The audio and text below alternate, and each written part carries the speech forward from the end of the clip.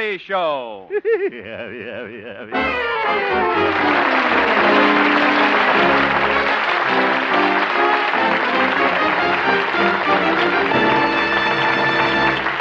And now, Harold Peary as Honest Harold the Homemaker.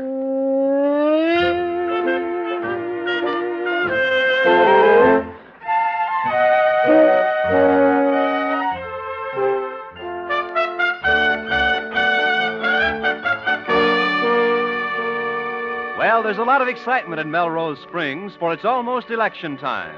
The talk of the town is, who will be the next mayor? So far, there are two candidates for the office. Honest Harold's boss, Stanley Peabody, manager of the local radio station, and Honest Harold himself, who has been drafted by his listeners. It's morning now, and we find the people's choice at home, shaving. Gosh, just can't believe it. I'm really running for mayor. Kind of scared, though. Never made a political speech in my life. Let's see. When they call on me, I'll say, "Thank you, Mr. Chairman. Ladies and gentlemen," where'd I put that shaving brush? Oh. Ladies and gentlemen. Well, I really know you too well to call you that. Oop, that doesn't sound right. Better start over here. Fellow citizens, first I'd like to explain to you why I'm running for office. There's a group in power now that has pocketed too much of your money. Now I want a chance. Oh. I better rehearse this. Now, let's see. If I'm elected, I promise to work to the best of my ability. And as for my opponent... suck the shaving brush in my mouth. Harold? Yes, Mother? Breakfast is almost ready. How do you want your eggs? Speaking of my opponent, Stanley Peabody, he's inefficient, incompetent, and his brains are... Scrambled? His brains are scrambled. I think I'll keep that in.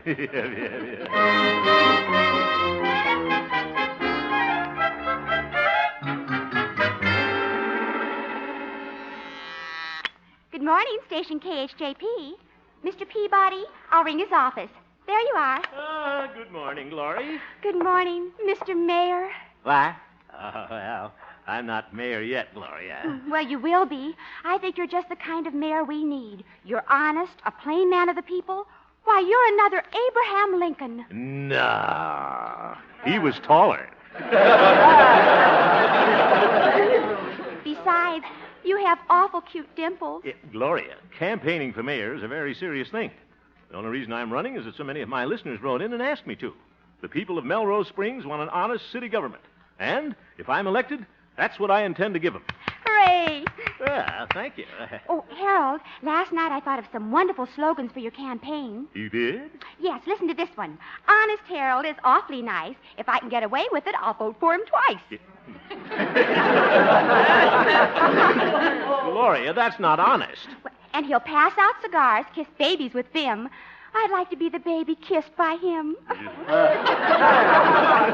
my goodness. Here's another one. Yeah? Stanley Peabody is great. He thinks, but confidentially, I think he's... Gloria? Oh, and Harold, you know what else I'm doing? What? Well, whenever I answer the phone, if Mr. Peabody isn't around, I always say, don't vote for Stanley Peabody. He's a drip. A drip? Oh, yeah, you do, huh? Oh, that's wonderful. Somebody's calling now. Just listen to this. Hello, Station KHJP. Don't vote for Stanley Peabody. He's a... Who's this? Mr. Peabody. You must have the wrong number. Goodbye. Gee, I guess I'm an ex-PBX. Gloria? Yes, sir? If you don't stop that campaigning on the phone, I'm going to make a switch at the switchboard. Oh, brother. That's for me. And Hemp? Yes, boss? I want a few words with you in my office. Kindly walk this way. Nobody could walk that way. Shut the door. Yes, sir. Not from the outside. Come in here. Hemp, are you still persisting in this idiotic idea of running against me for mayor? Well, yes. How ridiculous. Ha, ha, ha. Why, you have absolutely no experience, while I come from a political family. Oh? Why, before he came to America, my grandfather had a seat in the British Parliament. He did? And after he moved over here, he still kept his seat in England. Must have been an awful strain on his suspenders.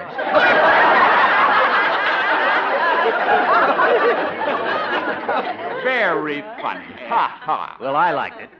Hemp, have you any idea what it takes to become mayor? Certainly, the most votes. Precisely. And in order to get those votes, you have to have an organization. Do you know what's behind me? Sure, the water cooler. No, a political machine. And I have news for you. My uncle is supporting me. Yeah, he's been doing it for years. My uncle has a lot of influence in this town, and I have a lot of others working for me. Do you have a machine? Well, just my 36 Essex. Oh, you mean a machine? I'll bet you don't even have a campaign manager. Well, I don't need a campaign manager. The people know that I'm honest, and that's all that's necessary. Why don't you give up, Hemp? You haven't a chance. What? Do you think the people of this town are going to vote for an idiot, a fool, a moron? I don't know, Stanley. We'll see how many votes you can get.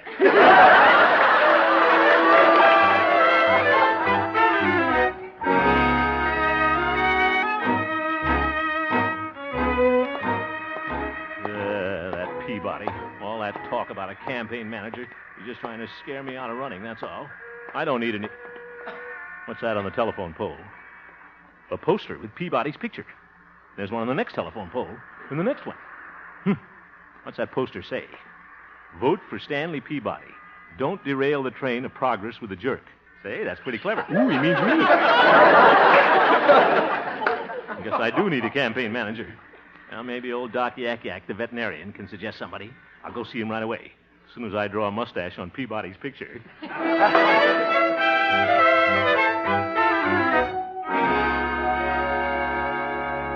So you think you need a campaign manager, eh, Harold? Oh, I sure do, Doc. Can you suggest anybody? Well, I think I know just the fella for the job. He's intelligent, hard-working, and he's the shrewdest man I know. I'm afraid to ask you this, Doc, but who? Me? No fooling. Doc, I appreciate your offer, but I think I'd better try to get somebody else. All right, Harold. If you'll excuse me now, I've got some work to do. Oh, now I've hurt his feelings. I was just offering my services as an old friend, but if I'm not good enough... Doc, I didn't... That's all right. I'm just a nobody, just an old horse doctor. Doc, old horse, old friend. Well, the animals love me. Huh? Why, there's not a cocker spaniel in town that wouldn't share his last can of Red Heart with me. Doc, I'd do anything for you. You know that. You can be my campaign manager. Well, okay, Harold, if you insist. Well, candidate Hemp, let's get down to business. Got your campaign speech? Well, sort of. Well, the first thing you got to do is try it out. On you? No, on my animals. What? Best way to tell if your speech sounds sincere. The animals can spot a phony a mile away. But, Doc... Come on. I'll take you into your audience. Oh, Fred. What an audience. Quiet. Quiet, voters. Voters. All right, fellow citizens. I want to introduce our next mayor, Honest Harold Hemp. Now, Eloise, no heckling. All right, Harold, start your speech. And don't forget, be sincere. Sincere? This is ridiculous. Ladies and gentlemen. Doc, what's the matter with that baby goat? Well, she's hurt. You just said ladies and gentlemen, but you left out the kids. Ladies and gentlemen. Oh, and young goats. Never have I seen such intelligent faces. Harold, you're not being sincere. And with your support, fellow voters, I'll defeat my opponent, Stanley Peabody. Why, it'll be like leading a lamb to the slaughter. Harold!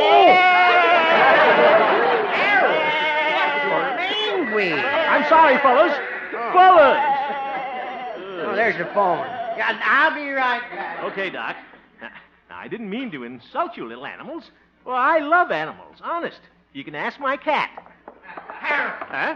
Harold, I got some bad news. What is it? That was Gloria at the station. What? Stanley Peabody has hired a big sound truck. He's going to campaign around town in it this afternoon. Oh, that's going to cost me a lot of votes. Oh, not while I'm your manager. Harold, I got an idea. What's that? Yes, sir. My brain's ticking away every second. Stop taking bows, Doc. Tell me your idea. All right, Harold. I'm going to build you a float on my buggy out in the barn. A float? Mm-hmm. I'll paint some signs on it and hitch it to my horse, Silver Moon. Then we'll follow Peabody sound truck all over town. That'll steal his thunder. Say, I think you got something there, Doc. Sure. Now, we've only got an hour. You better go to the marshal's office and get a parade permit. All right, Doc. And you'd better hurry, Mayor Hemp. Mayor? Yeah. That sounds pretty good. Thank you, Doc. And thank you, voters.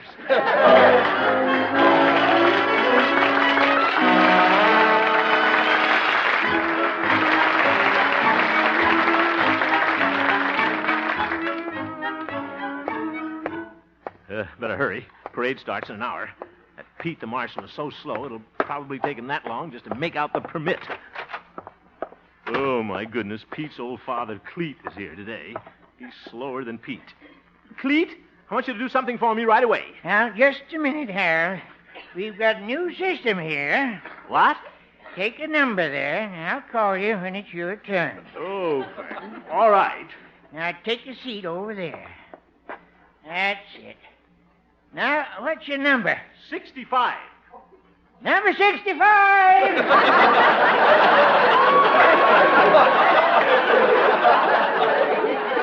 What a system. Now, look here, Cleet. I'm in a hurry. I want a permit for a float this afternoon. Now, just a minute, Harold. Have to fill out a form. Oh, my goodness. Name, please. Margaret O'Brien. Margaret O'Brien. Let me write that down. When did you cut off your curls, Margaret? Very funny. How old are you, Harold? Well, I'm nearing 40. Nearing 40? Huh. You must be on your second time around. Come on, Cleet. I've got to have that permit. All right. What year do you want it for? This year, this afternoon. This afternoon, huh? Let me write that down. Get a move on, Cleet. Where are you going to use the permit? Right here in Melrose Springs. Melrose Springs. Let me write that down. Hold it, Newt. There's no lake around here. Now, what do I need a lake for? For the boat. Boat? Oh, my goodness. It's not a boat. It's a float. Oh, I thought you wanted to float a boat. Well, we'd have to start all over again. Take another number, Harold, and I'll call you. Pete, there's something I'd like to call you. I bet I know what it is. But I ain't going to write that down. Get that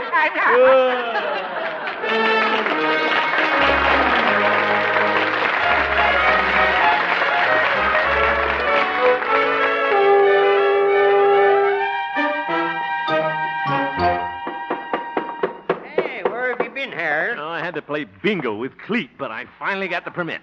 Oh, good. Well, the float's all finished.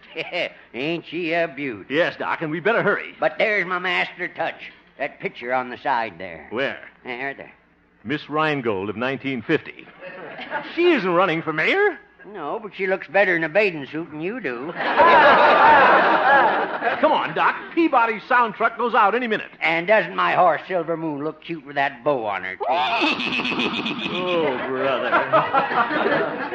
Doc, there goes Peabody's sound truck. Oh, okay. Let's get aboard. Hurry up. Oh, this'll fix Peabody, all right. Shrewdest thing you ever did, Harold, making me your campaign man. Yeah, all right, come on. All right, hold on, Harold. Here we go. Giddy up, Silver Moon. Come on, girl. Now what's the matter, Doc? I guess I built the float too wide. Won't go through the barn door. Oh, my goodness. Oh, jump for your life, Harold. The float's collapsing.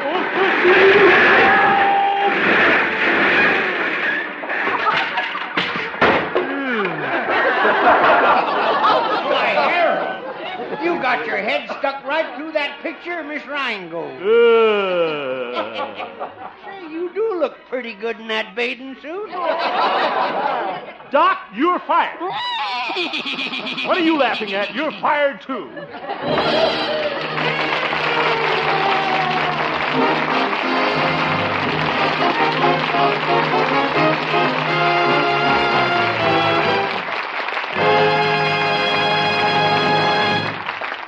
We'll return for the second act of our story, Honest Harold, in just a moment.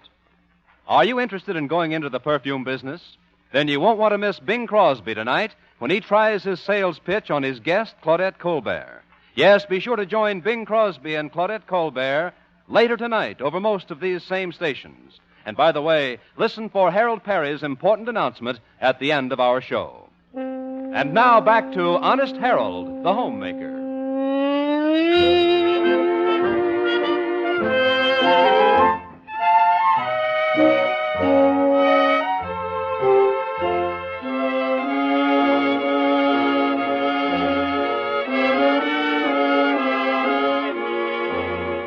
Well, Honest Harold's campaign for mayor isn't going too well.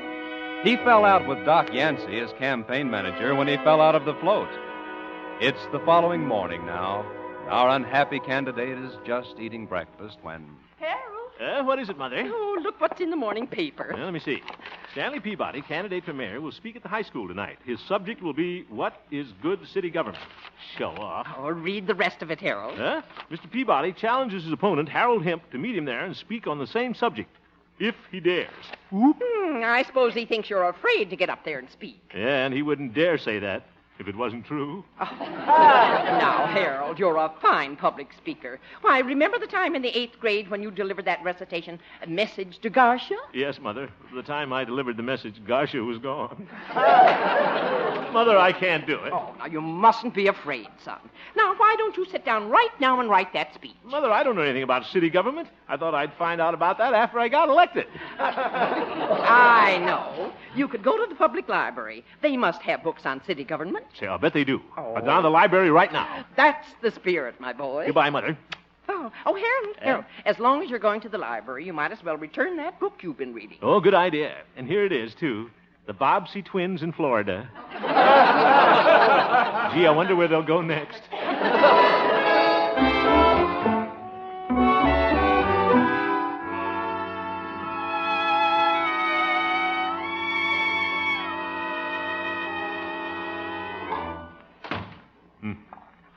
Like a morgue in this library. This is where they probably buried Carnegie. And there's dear Miss Witherspoon behind the desk. Hey, good morning, Miss Witherspoon. I'd like... No loud talking in the library. Oh, excuse me. I'll be with you in a minute. All right. Quiet! Sorry. Now, what is it? I want to get a book. The children's section is right over there. You see, I'm going to run for mayor, and I want to read a book on city government. We just have one book on that subject, City Government, by Timothy Hargrove. It's on that shelf right over there. Thank you. On your toes. Does she think I am a ballet dancer? All righty. Yeah, here's the shelf. Let's see here. What's that? Somebody's got a slow leak. Oh, it's Miss Witherspoon. Come here. All right. Tippy toe. Tippy toe. Wait till I get elected mayor. I'll demote her to the nonfiction section.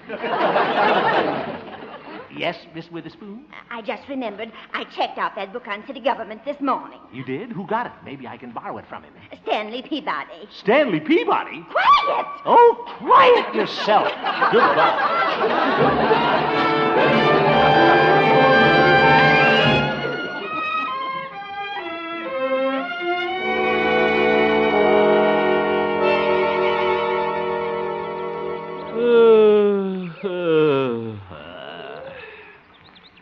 Well, I can't sit here in the park all day.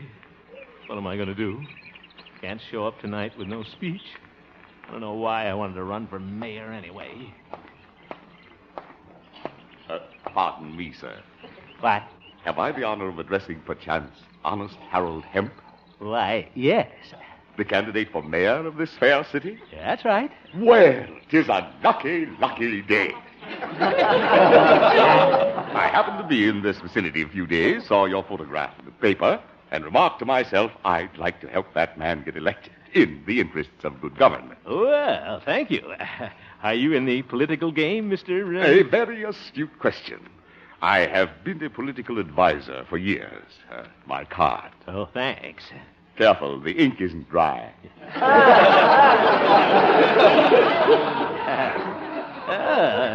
J.P. Camroy, political consultant. Headquarters over Jimmy's pool room. Oh, but just temporary quarters. Oh, of course. Now, if there's any advice I could give your campaign manager... Well, I don't have one right now. You don't have a campaign manager. 'Tis a lucky, lucky day. It is? J.P. Camroy hereby tenders you his services as campaign manager in the interests of good government. But, Mr. Camroy... Now, my first official duty is to peruse your speech for tonight.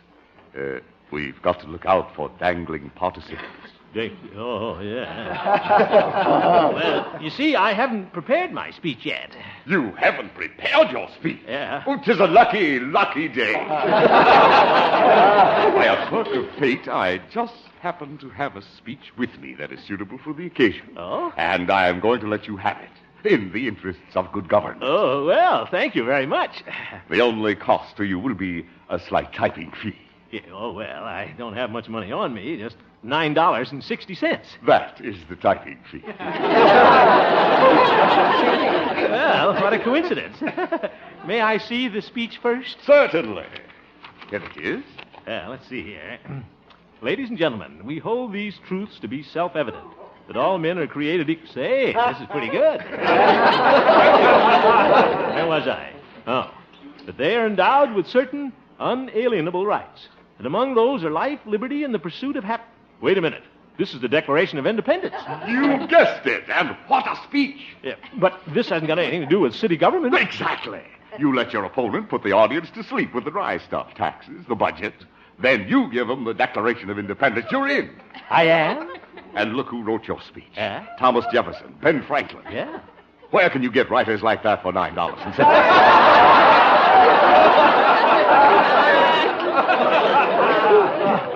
Well, I guess you got a point there, all right. Why? A thing like this could sweep you into office. You know, J.P., I believe you're right. Thank you very much. Don't forget the typing fee. Oh, yes, excuse me.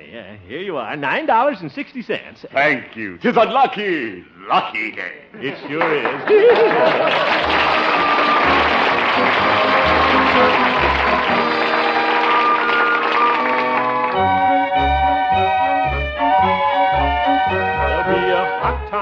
In the old town tonight.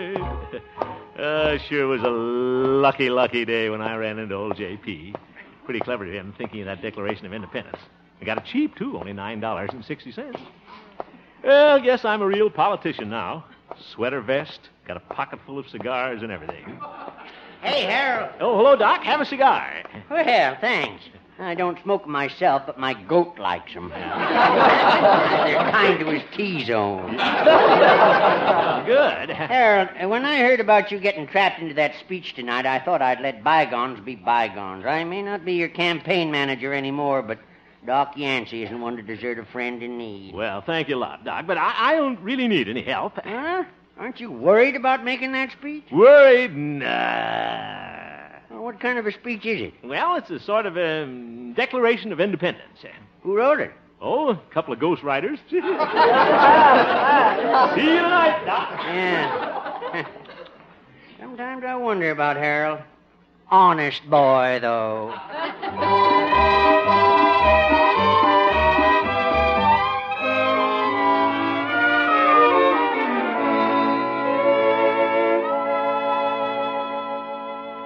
Oh, good afternoon, Harold. Oh, Gloria, have a cigar. I mean, how are you? Oh, fine.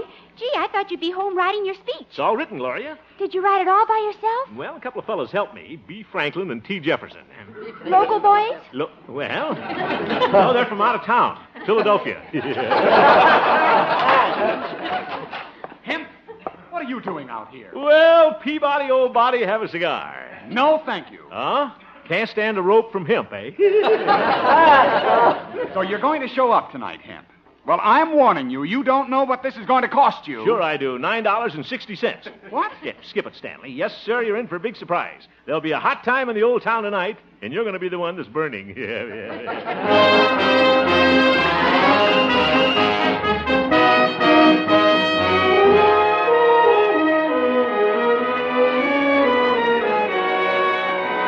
lot of people here tonight. Look at Stanley sitting on the other side of that stage with his long legs crossed. He's wearing tartan garters. The dude. Oh, there's Mother down in the audience. Hello, Mother. I'll bet she'd be proud of me tonight. The meeting will please come to order. Mr. Honeycutt, hope he cuts it short. Thank you. As chairman of the Melrose Springs Civic League, I want to welcome you all to the school auditorium. Tonight we're going to hear our two candidates for mayor speak on the subject of good city government. That's what he thinks. Incidentally, that reminds me of a little witticism. Oh, brother, he's going to tell one of his Rotary Club jokes. Here it is. Why should some of our politicians go back to school? So they get to know some principles. Oh, brother, Thomas Jefferson didn't write that. Our first speaker will be Mr. Stanley Peabody. He must have all his relatives here. Thank you. Thank you. Come on, Stanley. Let's get that tired old speech over with. Ladies and gentlemen, I prepared a speech on city government for tonight. We know that. But at the last moment, I decided that no words of mine could be as eloquent as the great American document I'm going to read to you.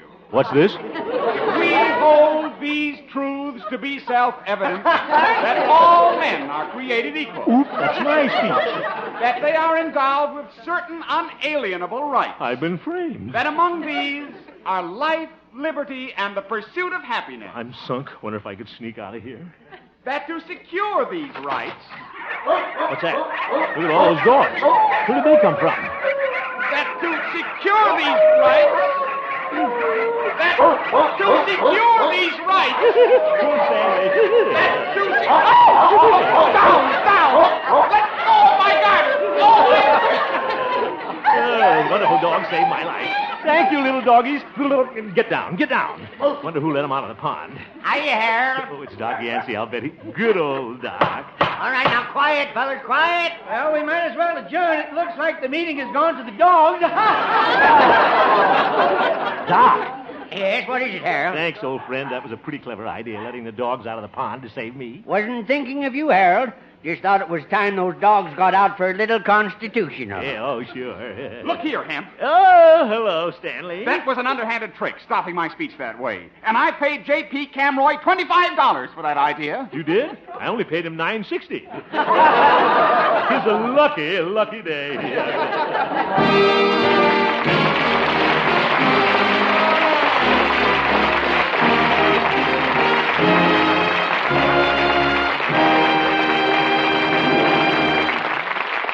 You have just heard the Harold Peary Show, Honest Harold, who returns in just a moment with an important announcement. The supporting players tonight included Catherine Card, Ken Peters, Leo Cleary, Ruth Parrott, and John McIntyre, and featured Gloria Holliday as Gloria and Joseph Kearns as old Doc Yak Yak. Norman McDonald directed, and the music was composed and conducted by Jack Meakin. Honest Harold, created by Harold Peary, was written by Gene Stone, Jack Robinson, and Bill Danch. Now back to Harold Peary. Oh, that's me. Well, Bob, for the people who missed it, I'm hunting for a laughing lady, someone we can invite to appear on our show. Her laugh will enter her in the Honest Harold Laugh Contest, and it begins right in her hometown. So, ladies, if the Laugh Contest is being conducted in your city, please enter, and you may be here with us some Wednesday night.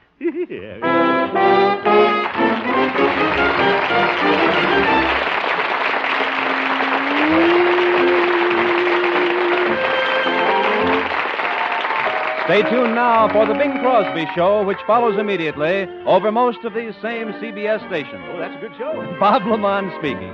This is CBS, the Columbia Broadcasting System.